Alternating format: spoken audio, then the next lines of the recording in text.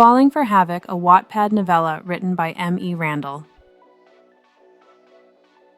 Chapter 11. Love Quakes. Havoc leans in, his lips inches from mine, but I instinctively pull away, a rush of conflicting emotions swirling within me. I can see the desire in his eyes, the way he hopes to create a moment of intimacy, yet it's impossible to feel romantic when I know he harbors a chilling intention to bring about the end of the world.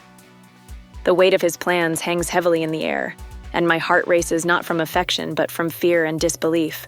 What terrifies me most is the thought that he means to let me endure the chaos and destruction he is orchestrating. A silent witness to the devastation that will consume everything I hold dear. What's the matter? Havoc asks, his eyes narrowing as he studies my face for any sign of understanding. Are you serious? You still plan to end the world, but you're going to keep me alive? I demand, my voice trembling with a mix of disbelief and urgency. I have to know where he truly stands on this, if he has shifted to a darker phase of his plans and is no longer just joking around. Havoc chuckles softly, a glint of mischief in his eyes as he reaches out to grasp my chin, drawing my lips tantalizingly close to his. Of course, I don't want to lose you, but everyone else can go. No. I shake my head violently, breaking free from his grip. No.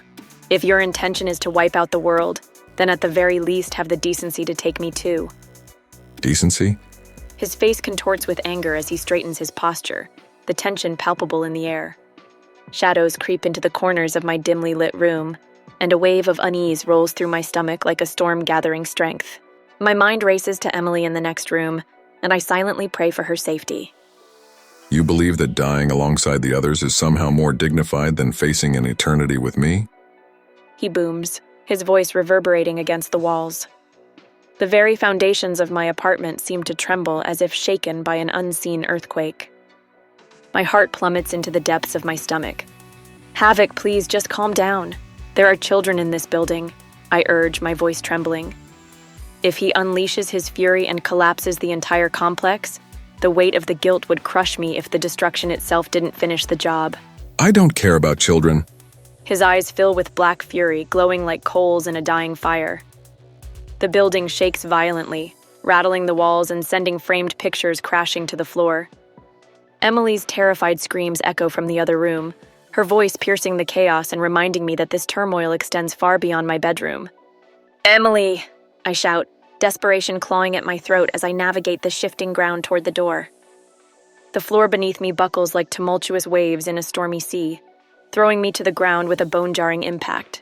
As I hit the floor with a heavy thud, a profound silence envelops me, wrapping the world in stillness as eerie as the grave. I turn sharply to Havoc, my fury boiling like wildfire in my throat. Get out.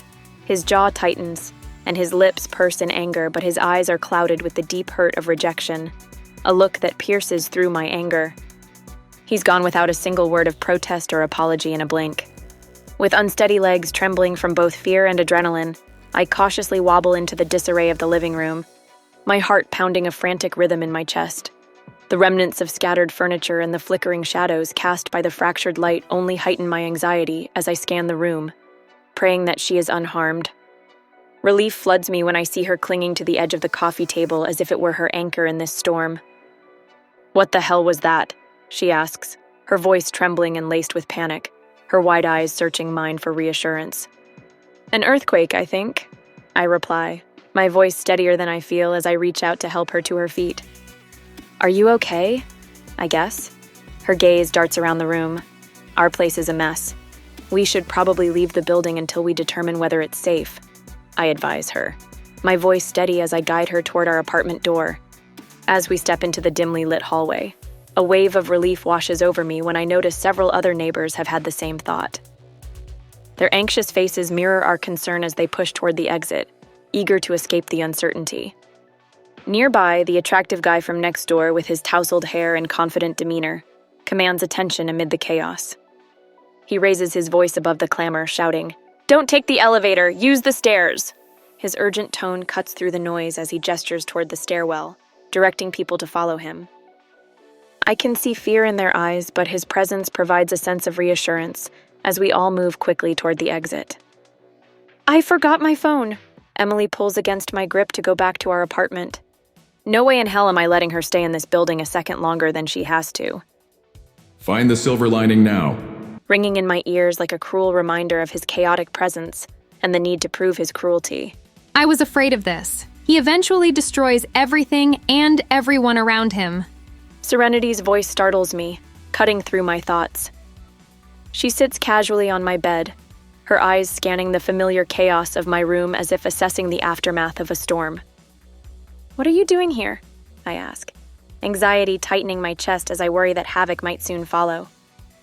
It's not that I don't want to see him again. I can't handle his emotional outbursts right now.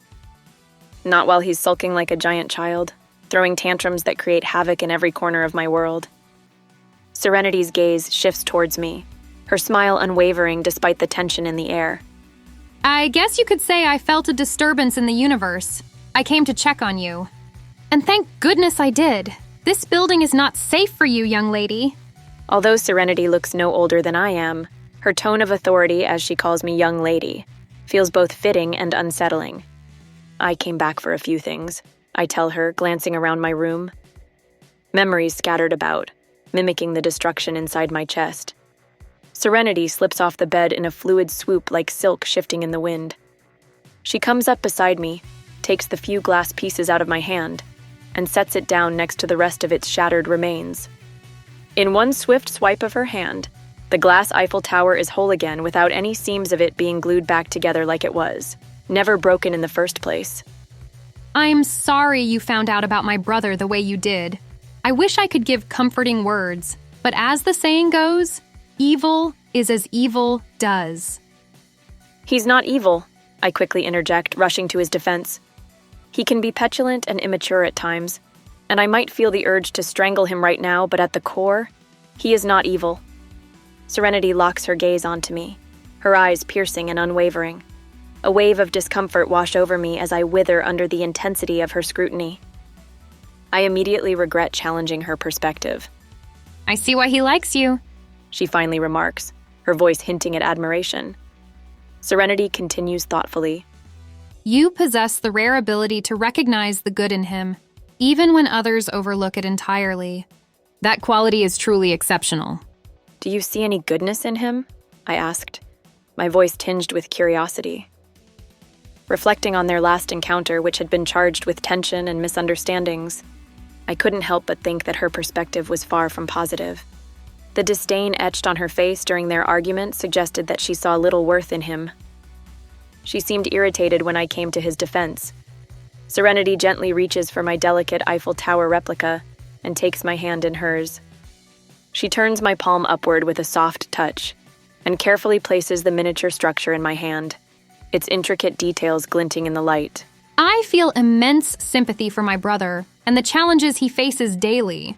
She confesses, her eyes reflecting concern and love. But, ultimately, he is who he is, shaped by the fate we were given. I hope for goodness in him, yet I find it hard to see it manifest. Regardless of everything, my love for him remains unwavering. It's unfair of you to focus solely on his flaws, I assert with a hint of urgency. If you genuinely care for him as you claim, you ought to be able to recognize the good that exists within him. It's there, hidden beneath the surface. Serenity deftly tilts my chin upward, compelling me to lock eyes with her. I can see the turmoil within you, Miss Vaughn. I understand that you want to believe he loves you, but the reality is that you're profoundly hurt. He barged in here, putting your friend's life in jeopardy and wreaking havoc on your home, including the destruction of things you hold dear. The things you can never get back. The things you acquired with your mother while she was still here.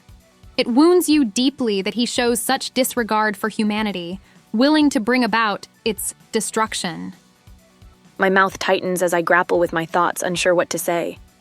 Serenity is right about a lot of things, yet a part of me clings to the hope that he can change for the better. Serenity releases her grip on my chin, her gaze steady. Your friend's boyfriend is going to offer her a place to stay. I can't comprehend how Serenity knows this, but the prospect is a relief. If Tryon is genuinely willing to help, she won't be left without a roof over her head. Unfortunately, the location of his apartment is too distant for me to manage the commute easily.